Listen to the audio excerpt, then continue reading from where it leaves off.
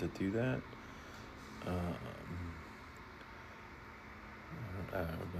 Maybe. It's not spring until tomorrow.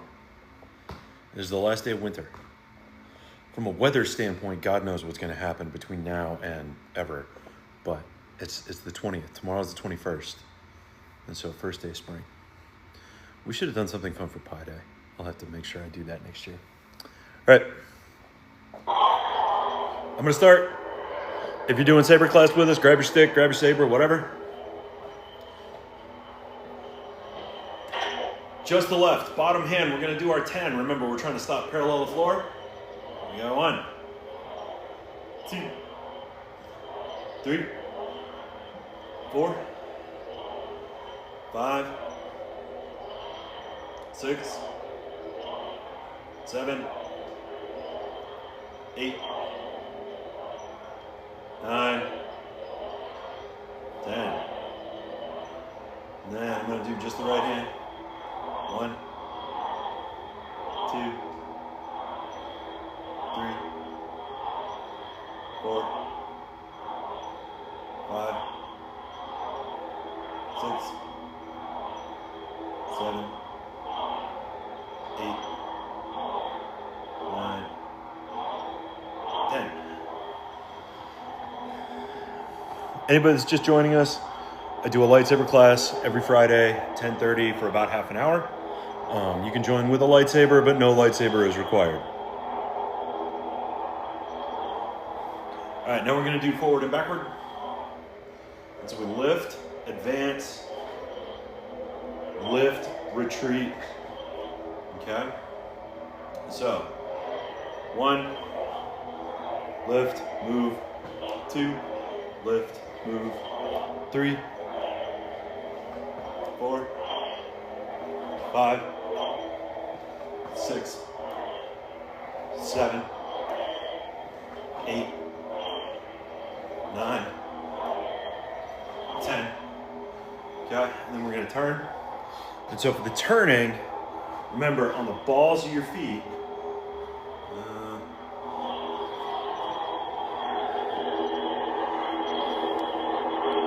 see if I can do this. There.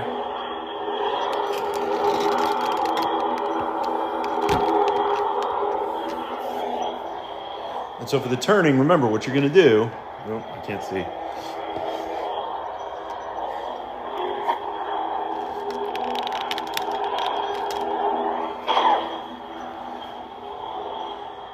I'm going to lift my heels and snap turn, and then set my heels back down. I lift my heels, snap turn, and then set the heels back down.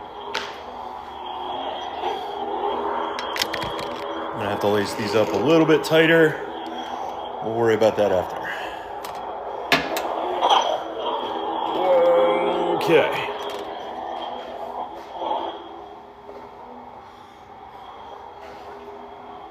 And so for the forward and back, I can advance both times or not, it doesn't matter. And so I'll lift, do my strike, and then on the lift, I'm gonna snap turn. Ooh. I'm gonna slide out of the shoe. And then strike, lift and snap turn. Strike. 3. Wait a minute, that must have been 4. So this is 5. 6. 7. 8. 9. 10.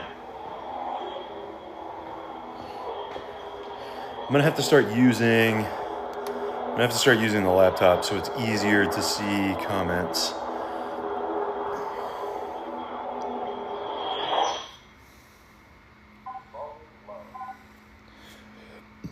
All right. Anybody that's just joining us, lightsaber class, we are working through our warm-up. We're going to do some more legs today, just like we did last week, and incorporate some more of that into practice.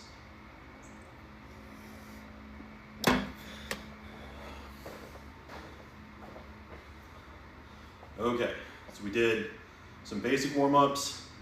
We did forward and backward. We did turning. Okay. And now we're going to do the twist squat.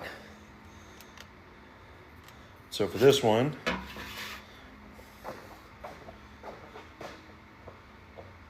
you're gonna take 1 foot twisting behind, okay? I'm gonna drop down, and you think kind of like you take your knee behind the other knee as you sink. So I'm gonna lift first, twist, drop, and then on the way up, I lift again. And now I'm gonna go to the other side. 2, up, 3, up, 4, 5, 6, 7, 8,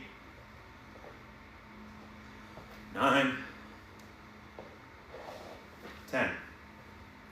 And I'm trying to stop parallel to the floor every time I strike down.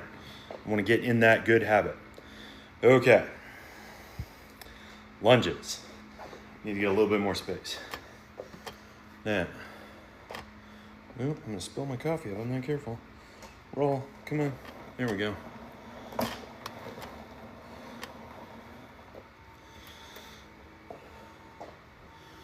Now, I'm going to show you 2 ways to do the lunges. We did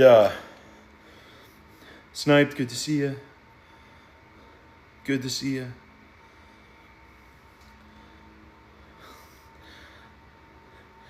Halcyon, if you want to join us for Saber class, it is every Friday.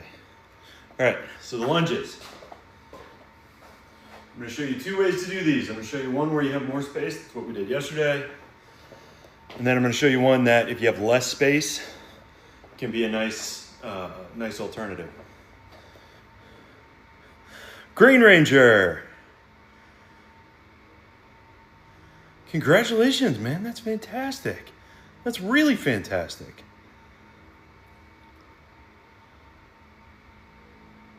I am so excited for you.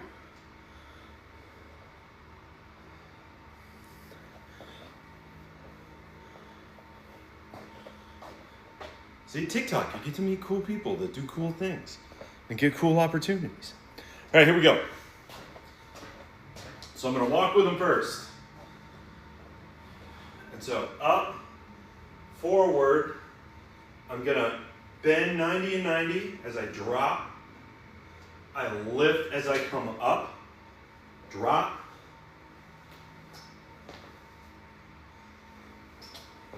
Forward. Now, I'm going to do these going backwards, and then we're going to do the turning in a second. So I was here, and now I'm going to work my way back. Okay, and now going backwards with a lunge, you got to be really careful because it's easy to trip, it's easy to get caught on stuff, and when you're going through like deep range of motion in your legs, that can be really, really risky. That's an easy injury cause. So make sure you're in a right space to do it. All right. There's 5, 6, 7, 8, 9, 10, 11, 12. Okay.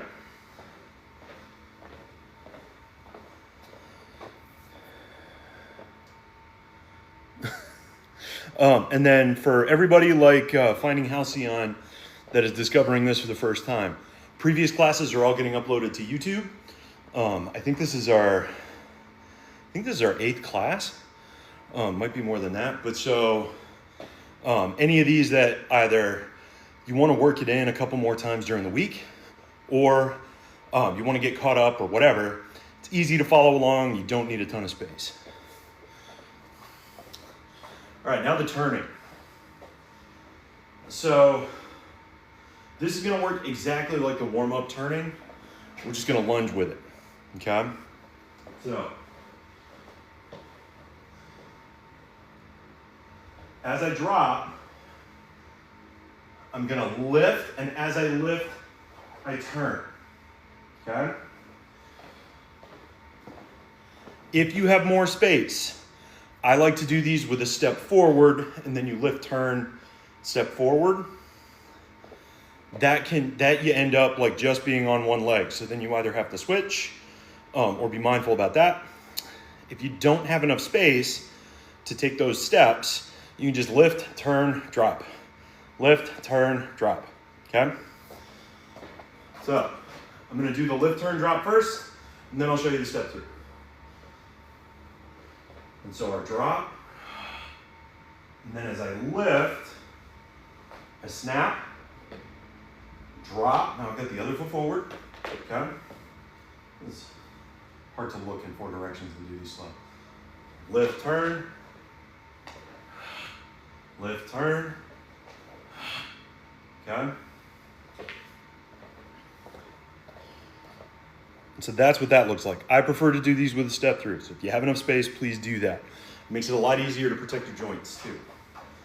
So when I step, I'm going to advance, and what I want to try to get is 90 degrees, or as close to it as I can do at the moment. If you can't get all the way down there, go as far as you can, and then as you strengthen, you'll be able to get deeper into that lunge, okay? Make sure when you are lunging, you want to look down and be able to see your toes. If your knee is in front of your toes, then you're moving your knee in a direction that's not going to be safe long term. And so mechanically, it's really important that you don't do that. You can screw up your meniscus and all kinds of other stuff. Lift, step through, lunge. Lift, turn, step through, lunge. Lift, turn. Lift, turn. Okay, now, that's about 4. We switch.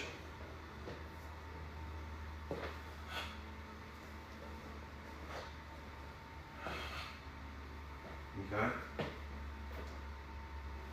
Turn, step through, drop, lift, turn, step through, drop, lift, turn, step through, okay? And so that's the step through. If you have enough space for like one more step, you can do a couple of different combinations, because if you think about it, the footwork that we've worked on in the past, basically you have 3 footworks. You have shuffle, you have pull step where the front leg advances, okay? And then you've also got the step through where the back leg becomes the front leg, okay? And so with the lunges, as I come out of the lunge, I can step through. It's what we did when we were just advancing with them. I can do that turn and then step through, doing that back and forth. That keeps the same leg in front though. So I can step through if I have enough room. Step through, hit, step through, hit, turn, step through, hit, step through, hit. If I have enough space for that, then it's a much easier way to keep myself even, okay? All right. So we've done some leg, we're gonna do calves. Now, last week, I said that we were gonna do this Muhammad Ali style. I can't remember if I told you guys why. But so what we're gonna do, the way that we're doing it, going to do these calf raises. Kit Bash, good to see you. Is you put your heels together, toes out. It'll be a little less than a 90-degree angle, okay? And you keep your heels together, and then you want to start from the inside of your knees and imagine like a zipper. And so I want to think about going from here up, pulling my abdominal wall in, and keeping my thighs together. So then as I go up with this calf raise, I'm going to be working the muscles that I want to. All right, KB, good job. Kit Bash lost the game. So did I. But while we do these, I'm going to tell you the Muhammad Ali story. So there was a time before a fight where he was being interviewed after a workout. And so it was in the press leading up to the workout. And he was in the ring doing sit-ups as they recorded him and interviewed him and all that kind of stuff. And now, the reporter asked this throwaway question after watching Muhammad Ali do sit-ups for over 2 minutes. And he just goes, how many sit-ups do you do in your workout? And Muhammad Ali, completely straight-faced, says 10. And the reporter is aghast because obviously it was more than 10.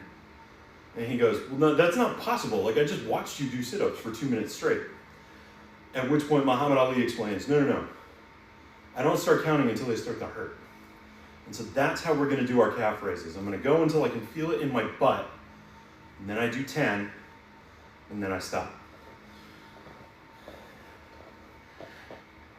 Because if you are from a strength perspective, Artisan Games, welcome in, thank you.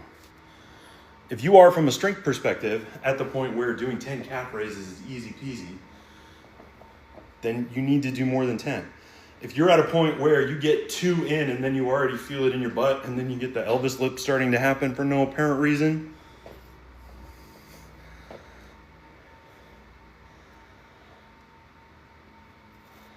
oh my gosh.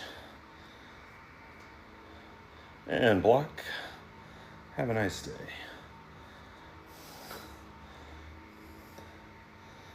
Okay. So we did our warm-up overhead cuts. We did our lunges. We did our twist squat. People are just crazy, Artisan. Oh my goodness. And we did our calf raises. So now we're going to do the swing step with the 3 strike and the 8 strike, which are the 2 diagonals. And so I can start from that same spot that I did the calf raises from. And the feet, I'm going to take 1 foot forward. And if you imagine like a V step or a V shape right in front of me, okay? And so I have a V right here that leads to this point where my heels are. I'm going to take 1 foot down, and then I swing the other foot over. And then when I come back, I'm not going to come back up to the top of the V. I go to the open part of the V before I swing the other foot. And then you'll end up with kind of a W shape. Okay? And so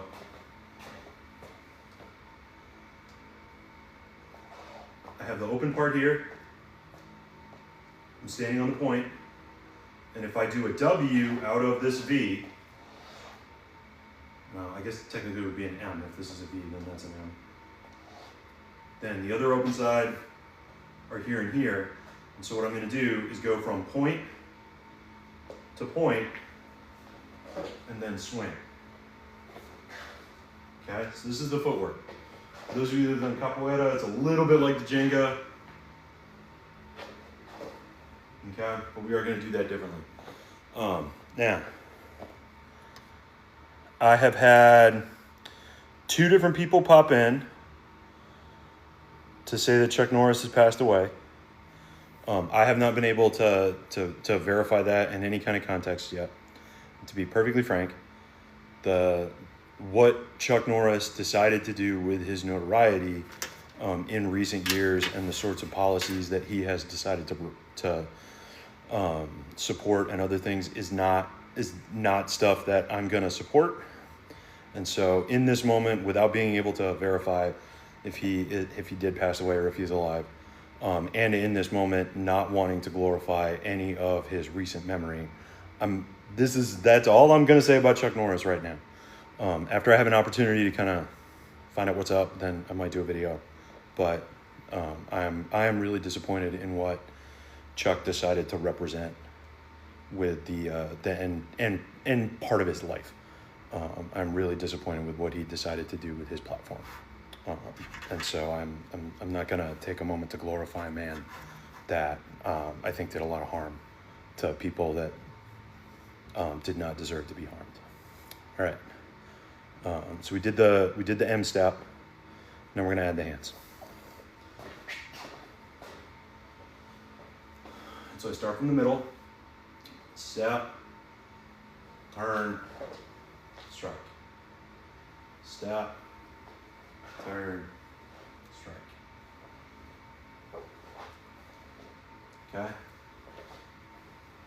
And so what you're doing with your hands is just,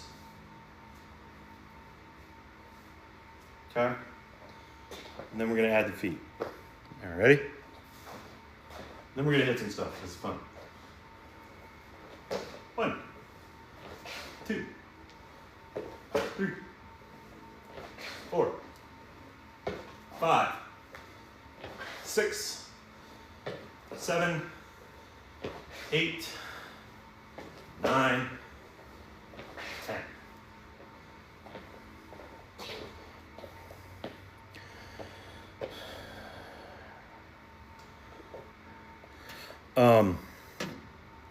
I am not a huge fan of the Saber forms as generally represented.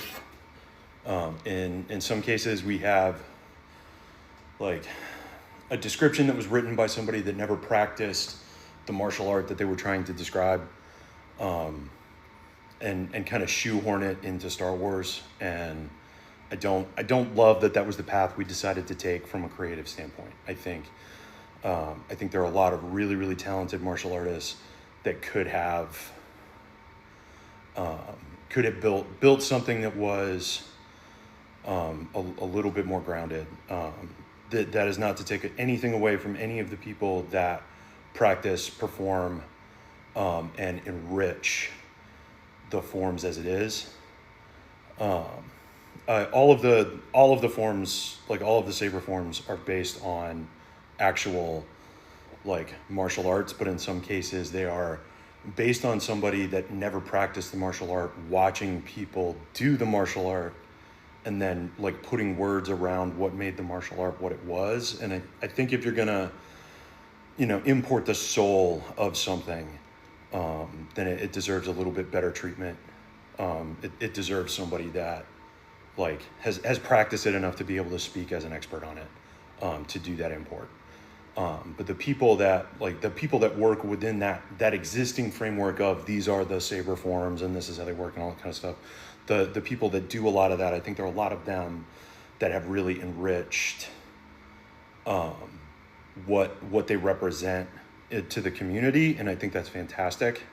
So I don't want to take anything away from those people, but I've kind of purposely avoided diving into the Saber forms because I have Philippine background, I have Japanese background, and some Chinese sword as well, and that's basically what I teach, because like all weapon arts are circles, triangles, and lines, and it's all more or less the same: circles, triangles, and lines, and the size of the lever of your handle and the reach of your blade is what changes those triangles, and so that's what I teach from.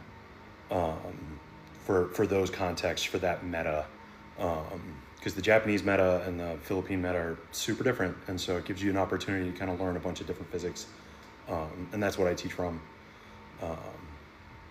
So then you could, and so then you can, you can kind of jump in with people and be competent, and if you can't find a Saber group, then you can find a weapon group, and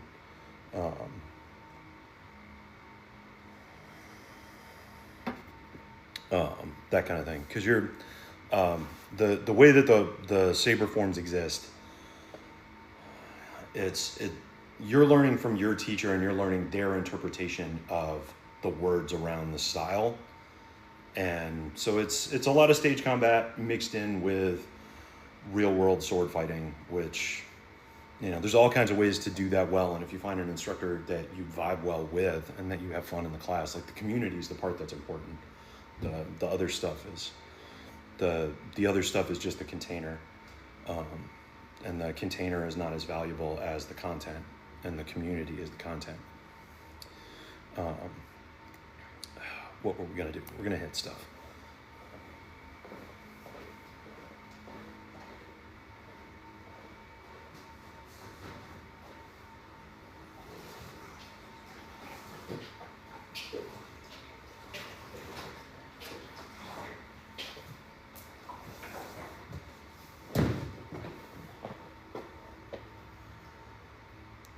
So Ludo Sport is probably the most prevalent international lightsaber dueling. and it's built primarily out of European Olympic fencing. Like they were the people that kind of pioneered that. And then there's a variety of dueling groups that do competitive lightsaber. Like there's a ton of metas, and it just depends on what discipline the creators came out of, what the metas kind of look like. And so Ludosport has a meta that's very, very similar to some of the Olympic fencing type of things. There are like the biggest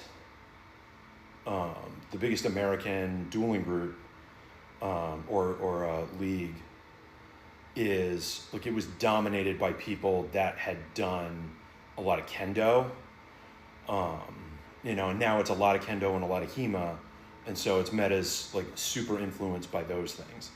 And when you watch the best of the best duels, you can kind of see it's a little bit mixed martial arts except applied to lightsaber, but it's also because of the nature of the rules for the sport. There's certain things that become a big part of the meta. So like in a lot of the American dueling group, your dominant hand goes on the very bottom of your handle because the length of your handle is restricted, and the length of your blade and the depth of your blade pocket, all of those things are defined so that there is a maximum reach that you're allowed to have. And more or less every competitor operates with a weapon that's the same length end to end, because reach is an incredibly difficult advantage to overcome if you are about the same experience level as somebody else. And so like when you watch the meta, you see stuff like the length of the weapons affects what the fighting style becomes, and your legal target areas affect what the fighting style becomes. In LARPs, you see more leg striking than in any other weapon art. It's an important part of the meta, and it's an important part of the meta because you're not allowed to hit people in the face. In systems where you are allowed to hit the hands, it's probably your most important target area because it's the easiest thing to hit. In styles where you're not allowed to hit the hands, then the meta looks really, really weird because this thing that is a super important part of the meat and potatoes of other systems isn't incorporated into that one. So those things is a part of a part of what you learn from the system is what the meta rewards you for doing or punishes you for doing.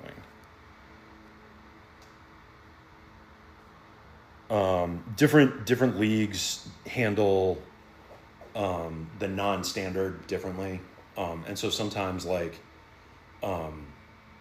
double weapon is treated differently than full length is treated differently than whatever. But even in like the mixed leagues, you tend to see reach is king, because the way you overcome somebody that has an advantage of reach is by using experience.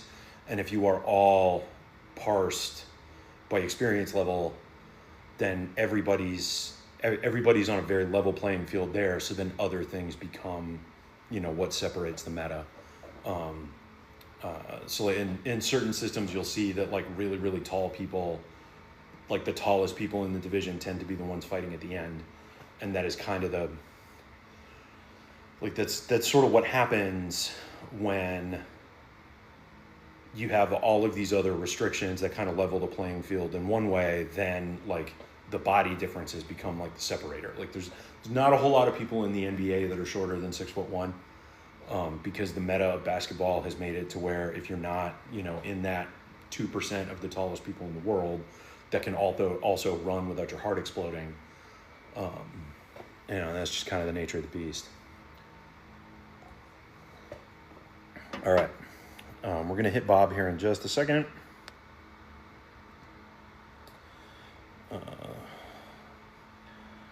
How do you decide what form is best for you? Nate, the best martial artists are not made by the system. The system helps them discover them, and then they don't fight like the system, they fight like themselves. And that is the most valuable piece of understanding you can unlock in the process of practice. All right, we're gonna hit Bob. Everybody ready? So we take the same swing step that we were doing. And now I'm gonna strike kind of mid collarbone, and I wanna imagine drawing an X across those two target areas. And so like bottom of the sternum is gonna be pretty close to where the lines intersect, or it should be, okay? So I'm gonna go here, and then we swing step, okay? I'm gonna do a few more than 10 of these. Now, you don't need gloves. I find the gloves helpful for when I'm doing a lot of impact, because that's when you get all that extra friction in your hand. I actually think I got these from the TikTok shop, but yeah. So, I like gloves that are fingerless so that I have a little bit more of that sensitivity. If you are in a sport where people are allowed to hit your hands, you need more protection than this, obviously. And so lacrosse gloves and hockey gloves are really great to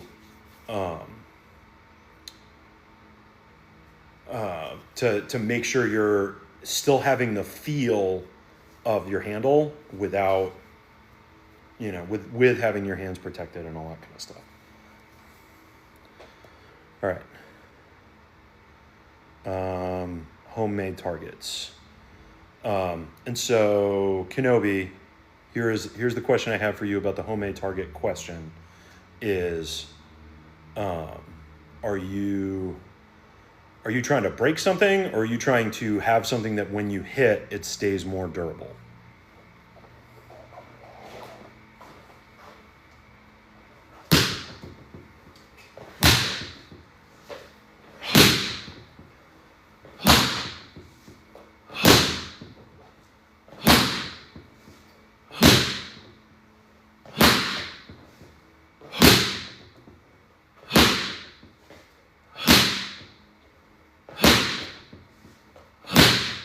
God, that feels good.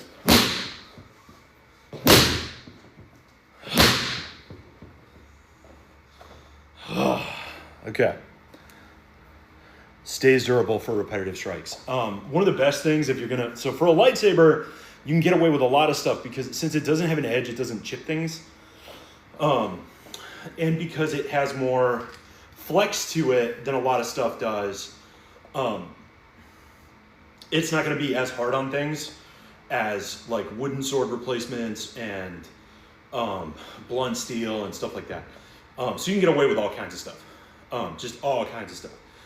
Even like these century bags that in the grand scheme of things are not that expensive will last a really long time under this kind of abuse. But tires work great. And finding old tires is usually not that difficult. They're also usually not that expensive because they are, disposing of tires is very expensive. And so finding tires you can just beat the crap out of is typically not that difficult.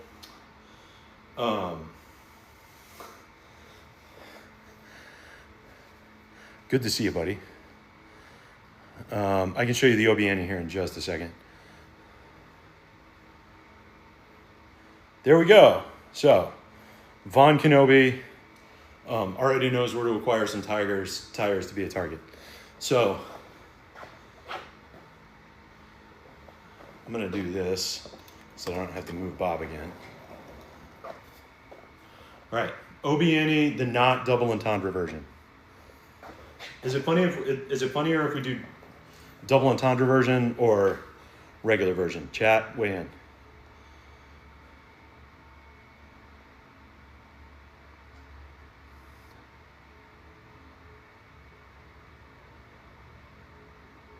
I need somebody to vote. The new version. Double entendre. All right, KB. All right. So for the Obiani, we're going to start from behind. And you're going to, as it goes behind you, as it passes behind, we're going to take just the tip as it goes in behind, but just the tip, and then the rest will follow, right? So tip first, shaft second. And then it comes back around from the front, and that's where you're going to withdraw the full length, okay, before turning the hand over. And you think that you're kind of reaching around, but you're not. You're just turning the hand over, and then it turns over again for just the tip, and then the shaft follows, and then I turn the hand back, withdraw it fully, right? And you want to make sure you're getting that full length all the way in, all the way out, because nobody likes it when their tip drags on the floor or whacks unexpected parts of the body or anything like that. And so, again, right? Withdraw that full shaft. Make sure, just like really show the length too, because there are a lot of people that are going to be impressed by length.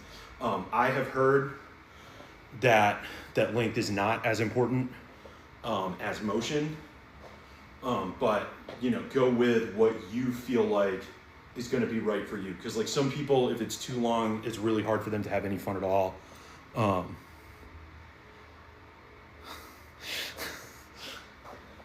So the Obiani spin, when you're doing it fast, looks like this. But what's actually happening is basically you take where the triangle is on this glove, so like the back of your fist, you put that on your hip, and then your hand comes around. Now, I was taught this as an illusion spin. I learned this with the Chinese broadsword. Whoops.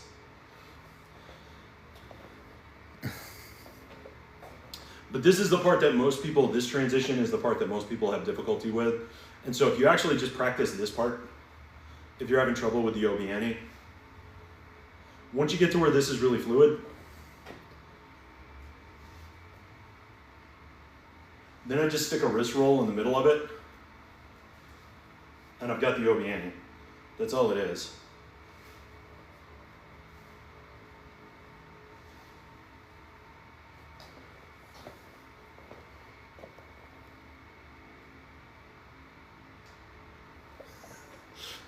And then the reverse Obiani. So the Obiani comes off of a downward circle. So like if I have a downward figure eight, it comes off of that. And so then I add a twist, and then it's back to the downward circle, and then I add a twist, okay? The reverse Obiani comes off of an upward circle. So the reverse illusion spin comes off of this circle. And what happens is from the front, you fold over, and then you kind of do a little chicken wing.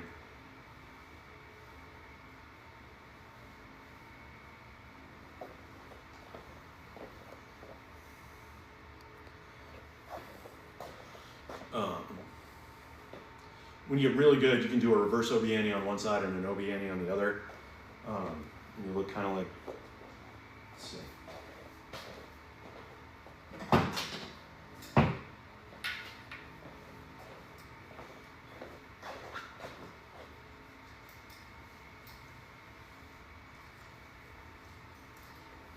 They're not the same weight, so it's a little bit clunky. But Mark, good to see you.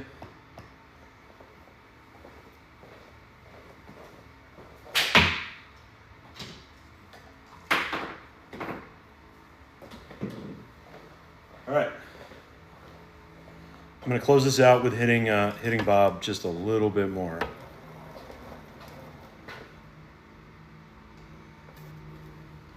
Does anybody have any other questions before I do that? Or you can think about those questions so that you can ask them after I finish. I'm just going to hit him a couple more times because it's fun cardio.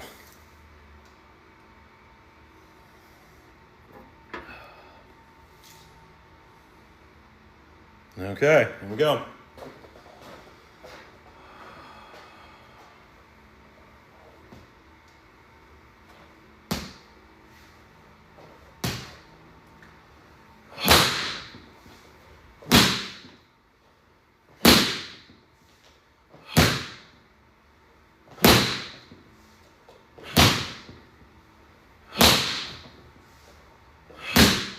see, I had my timing off on that one. You can hear the difference.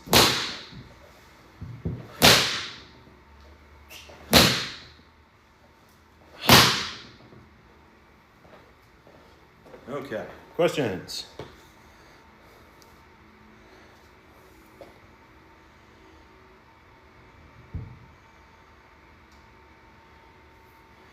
All right, well, thank you everybody for joining me. We got our lesson in today. I appreciate, TTRPG friends. I'm gonna pin my buddy here. This is the first time I've seen him in chat. I think. How do I do that? All right, so if you see Out of Print GM, if you are one of my TTRPG friends, if you are part of that overlap, follow along with him. He is delightful and a constant source of good, like, short video quips and jokes and other stuff. It's always, I'm always going to get a smile when his stuff comes up. Thank you everybody that's been doing the lightsaber class along with us. Last week's video, I got delayed in editing. It's going to go up like later on today. And so anybody that wants to follow along, I think today was class 8. We might be at 9 or 10 at this point. So Norris officially died. Oh my. I'll have to,